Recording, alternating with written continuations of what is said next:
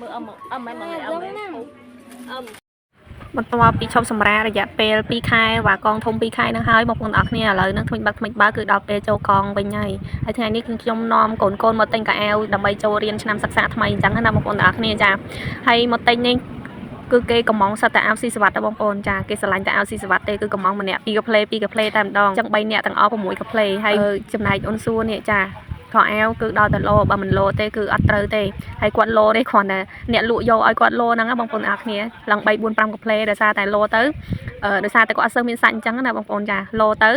ត្រូវនឹងខ្លួនទៅខើចដៃចាដល់ពេលស្រង់ដៃខើចខ្លួនអីអញ្ចឹងទៅគឺតម្រាំទៅរលេខត្រូវហើយសពុតវិញចាជើងខើចប៉ុន្តែចកេះហឡុងអញ្ចឹងណាបងប្អូនចាអញ្ចឹងហើយលោចាដោះលោគឺលោឡើង3 4កាផ្លេតម្រាំតែត្រូវសាយនឹងគាត់ចាហើយវីដេអូនេះខ្ញុំអត់ដឹងថា